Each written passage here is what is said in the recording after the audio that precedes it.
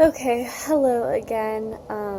This is going to be part 2 of the warning for Christians because the first dream was about one aspect and this is about the other extreme. Um, this dream that I had, and I apologize, I really don't feel well right now, but God's still asking me to share this dream.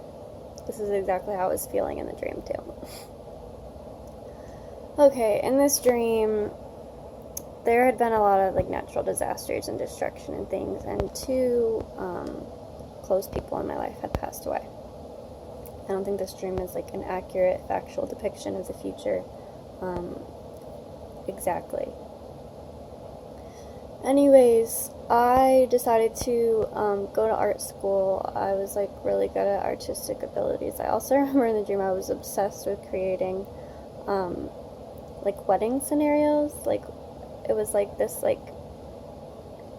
graphic design of planning weddings that I was obsessed with. Anyways, it was just kind of symbolic. And I really didn't want to be alive anymore. I didn't want to be on the earth. I was sad that God hadn't taken me yet. But I was still, doing my best. And I got accepted to this art school, and it was orientation or something. And it was in a city like New York.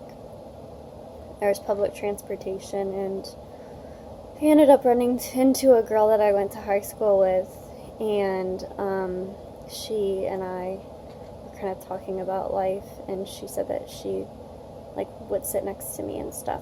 And I didn't have a lot of stuff. I was kind of unorganized, and I don't know, she was like, "Wow, you look like a real artist," because I was just all over the place.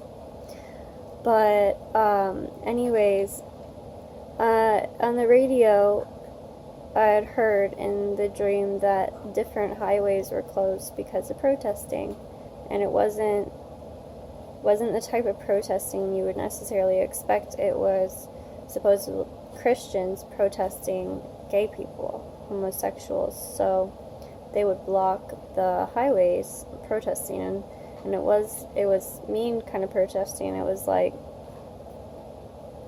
kick them out, we were going to hell because of them, blah blah blah. It was people weren't turning inward and getting their hearts ready for God, knowing that He was coming. They were turning outward and condemning others.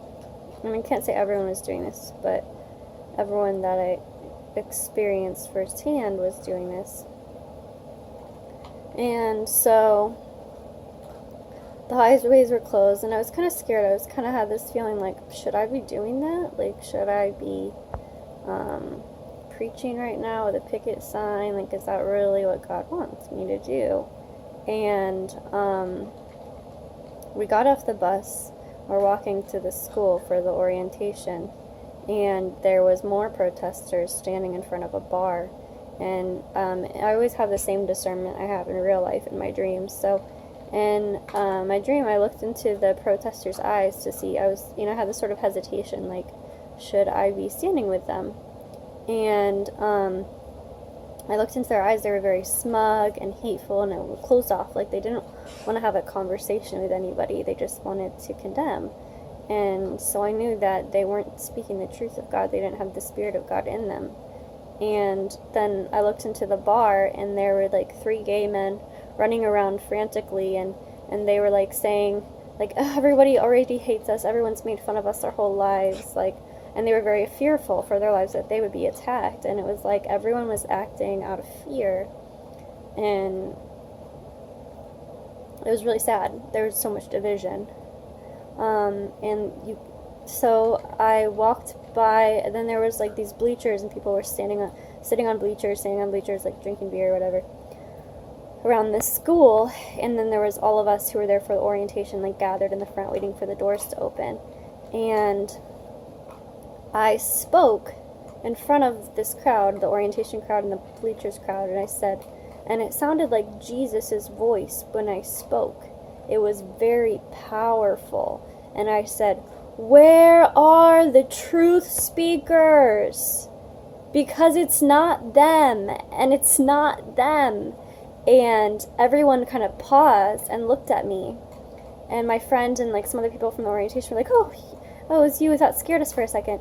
And I realized they were kind of like shaking. I realized they were so traumatized by the division that was going on that I stopped talking in that voice, and I decided to reach out to them over time, to tell them about Christ through my actions long term. But it was really cool. The power in my voice at that time was kind of like Jesus in a temple, overturning the money.